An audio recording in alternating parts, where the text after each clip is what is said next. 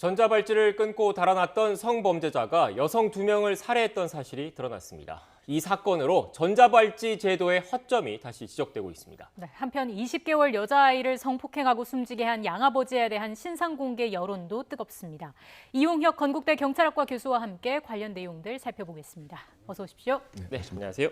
교수님, 앞서 법무부의 브리핑, 이번 사건 관련해서 전자발찌 어떻게 개선할지에 대한 브리핑도 있었는데 이 부분은 먼저 사건 전반적인 현황을 한번 살펴보고 그 이후에 한번 자세히 짚어보겠습니다. 먼저 전자발찌를 끊고 달아났던 성범죄자가 여성 2명을 살해하고 어제 경찰에 자수를 했습니다. 정확한 사건 경위부터 설명을 좀 해주시죠. 네, 일단 8월 27일 오후 5시경에 전자발찌를 훼손하고 도주를 하기 시작했는데 네. 이 시기 전후에서 여성을 각각 1인씩 살해를 했다, 이렇게 요약을 할 수가 있습니다.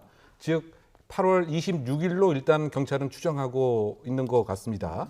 그 집에서 40대 여성을 네. 노래방에서 일을 하는 관계에서 알았던 것으로 일단은 추정하고 있는데요. 살해를 했고요. 그리고 28일 밤 시간에 50대 여성을 차량에서 살해를 한 것으로 일단 경찰은 보고 있습니다. 그러고 나서 29일 아침 8시에 지금 피해자의 차인지 아니면 본인이 렌트했던 차인지는 조금 더 밝혀져야 될 것 같지만 어쨌든 본인이 직접 차량을 몰고 50대 여성의 시신을 그대로 차량에 둔 채 송파경찰서에 직접 출두를 해서 자수하겠다는 의사를 밝혔습니다. 결국 요약을 하게 되면 전자발찌 훼손 이후 도주 전후에 여성 2인을 살해한 사건으로 요약될 수가 있고요. 또 이 도주하는 과정에서 대중교통 버스를 이용하는가 하면 또는 버스에 자신의 휴대폰을 일부러 버리는 형태도 있었던 것 같고요. 네. 그리고 빌렸던 렌트카는 또 서울역에서 그대로 두고 도주를 했기 때문에 이 도주하는 과정에서 상당히 계획성이 있는 것은 아니냐라고 일단은 경찰이 보고 있는 상황입니다. 네. 지금 앞선 시간대별 그래픽을 다시 한번 좀 띄워주시겠습니까? 지금 보면은 일단 현재까지 파악된 바로 8월 27일 오후에 전자발찌를 끊은 것으로 지금 파악되고 있는데 지금 보시면 전자발찌를 끊기 전에 지금 여성 1명을 살해한 것으로 현재까지는 파악되고 있는 거지 않습니까? 교수님, 네. 전자발찌를 차고 있는 상태에서 이 범행이 어떤 범행이 이루어지고 있다, 이것까지는 파악이 안 된다는 말씀이신 거잖아요. 그렇죠. 전자발찌를 착용한 상태에서 지금 사건은 살해라고 하는 끔찍한 범죄가 일어났고요. 과거에도 전자발찌를 착용한 상태에서 이를테면 자기 집으로 여성을 유인해서 성범죄를 저질렀던 경우도 분명히 있는 것인데요. 전자발찌라고 하는 것이 어디에 이 부착자가 있는가를 알 수 있는 위치 정보만 파악을 할 뿐, 네. 실제로 그 현장에서 어떠한 일이 벌어지고 있는가는 감지할 수가 없는 이런 한계점이 분명히 있습니다. 결국은 이 전자발찌라고 하는 것은 기계입니다. 기계 하나를 부착시켜 놓고 재범이 과연 억제되겠느냐, 이런 부분에 있어서 이번에 한계가 노정된 것이 아닌가 생각이 되고요. 결국은 이 성범죄자의 경우에는 왜곡된 성에 관한 공상, 이것이 제대로 치료되고 개선 교화되지 않은 상태에서 사회에 출소하게 됐을 때는 전자발찌가 이를테면 이런 효과가 없다고 할 수는 없지만 그렇다고 해서 왜곡된 인지 왜곡 현상을 극복을 하고 범죄가 과연 급격하게 줄어들 수 있느냐에 있어서는 여러 가지 한계점이 노출된 사건으로 해석됩니다. 기계 하나로 범죄를 관리하기에는 좀 허점이 있다라는 말씀을 해주셨는데 앞서 법무부의 브리핑도 같이 저희가 좀 들었습니다. 어떻게 평가를 할 수 있을까요? 지금 이제 전자발찌에 관해서의 개선책은 전자발찌의 강도를 높여서 훼손을 하지 못하게 하는 그런 안을 하나 얘기를 했었던 것 같은데요. 지금 전자발찌가 도입된 이후에 사실은 1세대 전자발찌가 아주 강했습니다. 즉 강도가 그야말로 쇠사슬처럼 이렇게 하는 형태였는데 그것은 이제 인권 보장적 측면에서 이것을 과연 범죄 경력이 있는 사람이라고 하더라도 채우는 것이 인권 보장에 조금 해가 되지 않겠느냐라고 해서 이 재질을 조금 약하는 것으로 이제 바뀌었던 것이죠.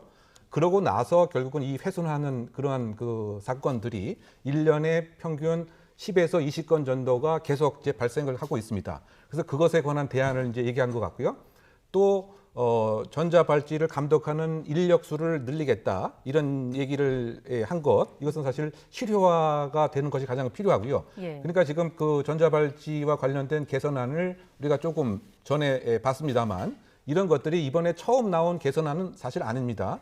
이미 그 나왔던 얘기를 다시 이제 강조하는 듯한데 저는 그 개인적으로 가장 그 중요한 것은 교정 행정의 개혁이 있어야 된다.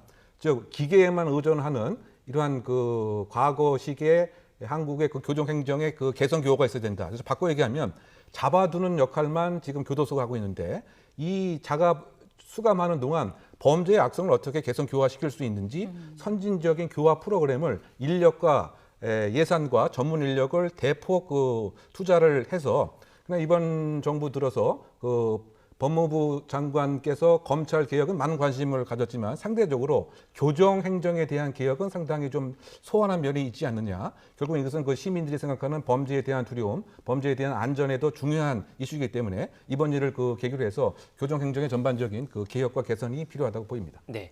교수님께서 앞선 법무부의 브리핑 거기에서 나온 제도 개선 방안과 관련해서 연관시켜서 지금 답변을 해주셨기 때문에 먼저 제가 하나하나 오늘 나온 개선책을 설명을 드리고 거기에 맞춰서 질문을 다시 한번 드릴게요. 일단 앞서 말씀하셨던 것처럼 일단 오늘 법무부가 전자발찌 훼손 방지 대책으로 좀 더 견고하게 만들겠다라는 게 1차적인 개선안이었고 두 번째는 그 전자발찌 훼손 이후에 신속한 검거를 위해서 경찰과의 긴밀한 공조 체계를 확보하겠다, 개선하겠다 이게 두 번째였고 세 번째는 재범 위험성 정도에 따른 지도 감독 차별화 및 처벌을 강화하겠다. 그러니까 이 재범 위험이 얼마나 있는지를 판단을 먼저 한 뒤에 거기에 맞춰서 대응을 하겠다라는 것이고 네 번째는 내실 있는 지도 감독 및 인력 확충을 하겠다라는 내용이 있었습니다. 지금 앞서 교수님께서는 전자발찌 훼손 그 경고성과 관련된 답변을 해주셨는데 지금 저는 이 질문을 좀 드리겠습니다. 재범 위험성 정도에 따른 지도 감독 차별화 및 처벌을 강화하겠다라고 개선안을 냈는데 이번에는 어떤 문제가 있었던 겁니까? 결국 이제 이 지금 그 강모 씨 자체가 사실은 2000년도에 15년의 형을 다 마쳤습니다. 그런데 이 조금 자세하게 말씀드려야 될 것 같은데 그 사회보호법이라고 하는 것이 이제 2005년도에 그 폐지가 되었고요. 그런데 이제 그 폐지가 됐다라고 해도 부칙에 의하면 이미 보호감호의 대상이 됐던 사람은 폐지 이후에도 보호감호를 집행되도록 되어 있습니다. 예. 그러다 보니까 이제 이 강모 씨 자체는 2000년부터 보호감호에 대한 집행을 시작하게 되어진 거죠.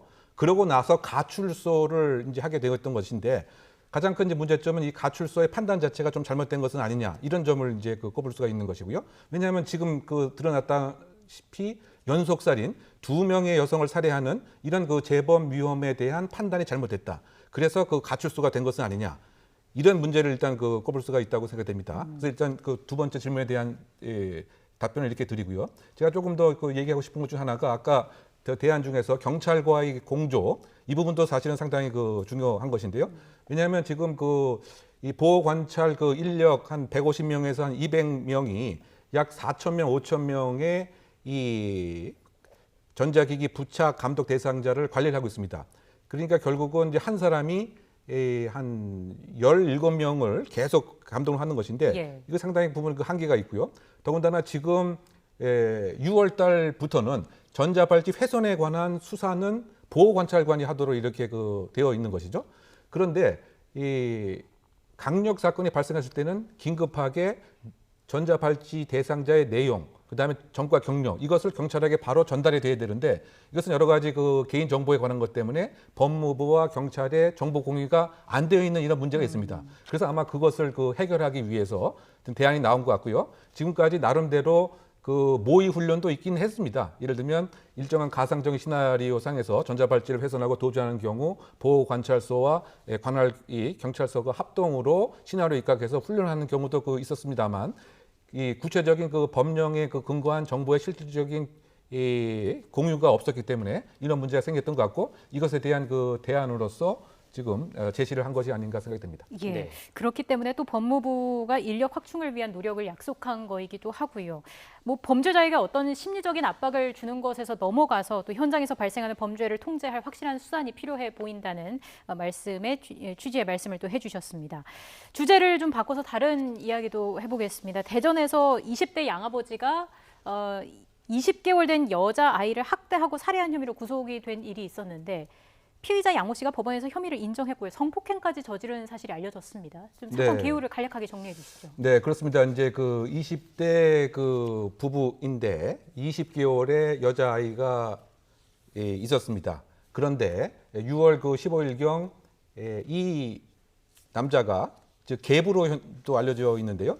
이 술을 먹고서 이 아이가 잠을 자지 않는다는 그 이유로 이불 등을 올려놓고 심하게 폭행을 하고 발로 밟고 던지기도 했습니다. 그래서 결국은 이제 아동 학대 그 살해의 혐의가 적용이 된 것이고요. 예. 이 이후에 시신이 부패되는 것을 그 막기 위해서 아이스박스 안에 이 시신을 유기를 했고 연락이 잘 안 되고 하는 상황에서 장모께서 전화를 해서 이 아이가 이제 어디에 있느냐라고 하는 이야기도 나눴는데 이 과정에서 여러 가지 논란이 되는 또 문자 메시지도 오가게 됐는데 그런데 이 상황에서 이 직전에 이 20개월 된 아이에 대해서 성폭행을 하는 끔찍한 범죄도 함께 했습니다. 요약하게 되면 예. 아동학대 살해, 또 13세 미만에 대한 아동에 대한 성폭행, 그리고 시신 유기의 혐의이고 이것에 대해서 일단 법정에서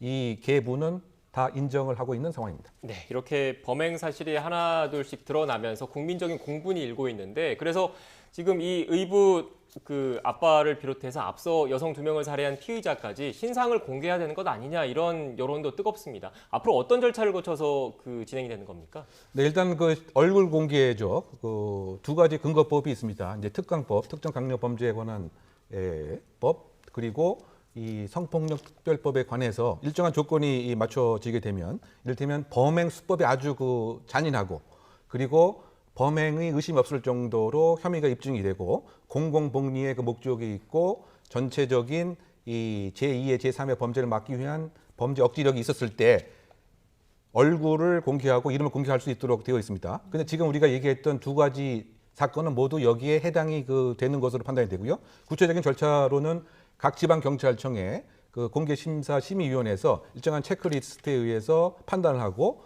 이 심사위원회에서 결정을 하게 되면 얼굴과 신상을 공개할 수 있고요. 다만 소극적인 이제 공개입니다. 결국은 이제 이 검증이라든가 검찰청으로 옮겨가는 과정에서 언론의 그 취재 자체를 이제 허용하는 식의 공개 방법인데요.